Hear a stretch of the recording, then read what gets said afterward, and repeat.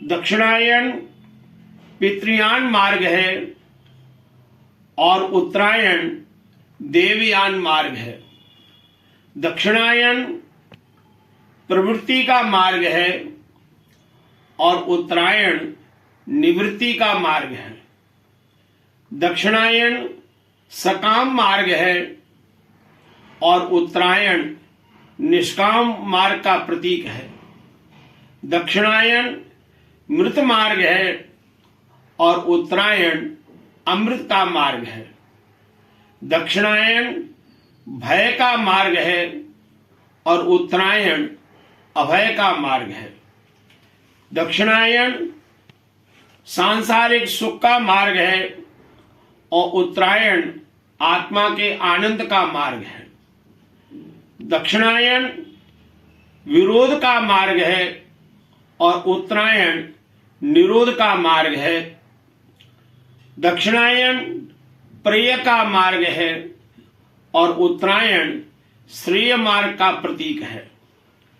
दक्षिणायन शरीर का मार्ग है और उत्तरायण आत्मा के मार्ग का संप्रेरक है।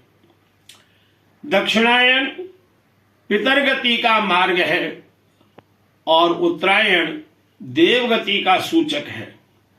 दक्षिणायन स्वर्ग प्रधान मार्ग है, सुख समृद्धि और ऐश्वर्य का देने वाला मार्ग है और उत्तरायण आत्मा के निर्माण मुक्ति मोक्ष के प्रदाता का मार्ग है।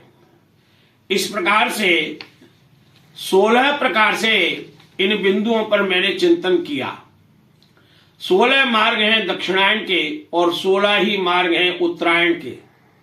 उत्तरायण से हम देवयान मार्ग के पथिक बनते हैं, निवृत्ति मार्ग के पथिक बनते हैं। इसलिए मुंडक उपनिषद में वचन आया, तपः श्रद्धे ये ही उपविशन्ति अरण्ये शांतः विद्वांसो वैक्षचर्यां चरन्तः सूर्यद्वारेण ते विरजा प्रयान्ति यत्र अमृतः स पुरुषो ही अव्यय आत्मा। अर्थात उत्तरायण मार्ग हमारी आत्मोन्नति का मार्ग है, जहां हम चलते हुए साधना करते हुए प्राण की ऊर्जा के साथ, इसलिए दक्षिणायन के अपेक्षा उत्तरायण श्रेष्ठ है।